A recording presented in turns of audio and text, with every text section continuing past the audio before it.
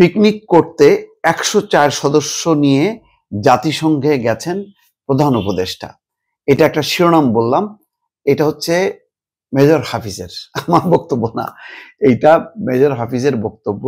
Major হাফিজ বিএনপির অত্যন্ত গুরুত্বপূর্ণ একজন নেতা।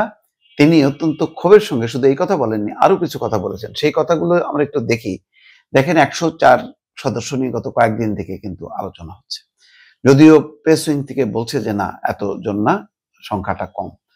কিন্তু কম যতই হোক না কেন, এখন এই আলোচনাটা হচ্ছে কেন?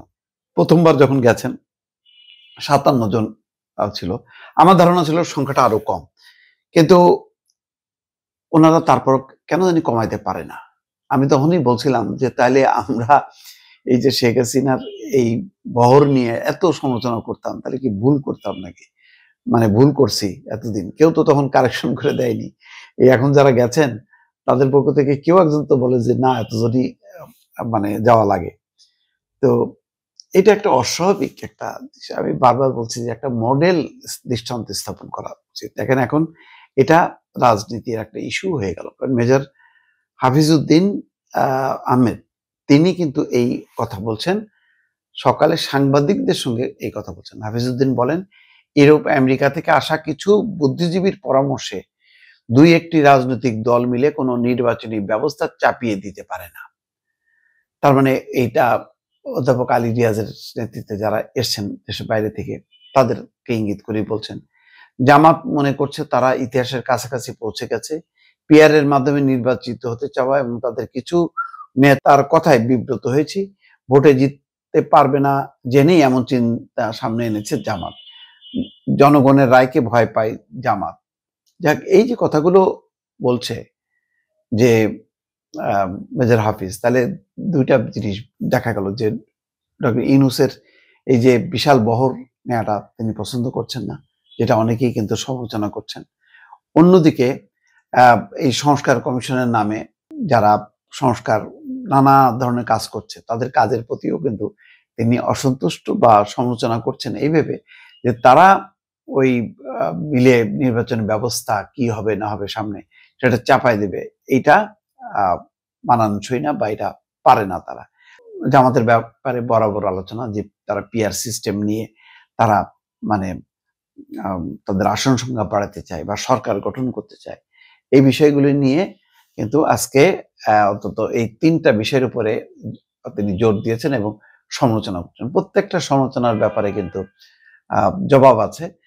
কিন্তু এই বিতর্কগুলো এমন সময় আসছে যে সামনে নির্বাচন, সরকারের এই সমালোচনা কিন্তু বিএনপির অন্য কেউ করেনি।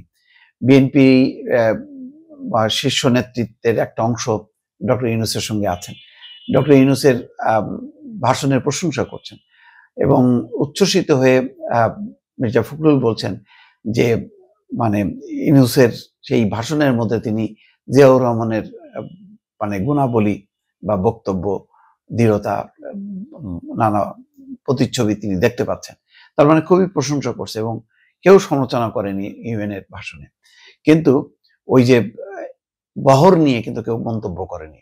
হাফিজউদ্দিন আহমেদ কিন্তু ঢাকায় বসে এই সমালোচনাটা করলেন। একই সঙ্গে সংস্কারের ব্যাপারে যে কমিশন কাজ করছে, তার মধ্যে অধ্যাপক আলী রিয়াজ দেশের বাইরে, আরো কেউ কেউ আছেন দেশের বাইরে থেকে, এটাকেও ভালোভাবে নিচ্ছে না। এই অবস্থার ফলে দুইটা জিনিস দাঁড়াতে পারে যে ভবিষ্যতে সংস্কার যদি চাপানো হয় বা মানে আপাতত মেনেও নেওয়া হয়, নির্বাচিত পার্লামেন্ট কতখানি এই সংস্কারগুলো রাখবে, এটা কিন্তু যথেষ্ট সন্দেহ আছে। এবং ডক্টর ইউনূসেরও কিন্তু যখন ক্ষমতা থাকবে না, তখন এই সমালোচনাগুলো কিন্তু আসবে। তিনি বিশাল বহর নিয়ে গেছেন, তিনি ঘন ঘন বিদেশে গেছেন, তিনি এতগুলো লাইসেন্স নিয়েছেন, এইগুলি কিন্তু আলোচনাগুলো আসছে। ফলে রাজনীতির অঙ্গনে মানে আওয়ামী লীগ নেই বলে বিতর্ক থেমে গেছে, সবার মধ্যে ঐক্য হয়ে গেছে, এটা না। এবং বরং সামনে আরেকটা বিপদ হলো যে জামাত এবং বিএনপির মুখোমুখি অবস্থানে তাদের বিতর্ক করা, সেটা আবার একটা নতুন একটা রাজনৈতিক পরিস্থিতির দিকে নিয়ে যাচ্ছে। দর্শক।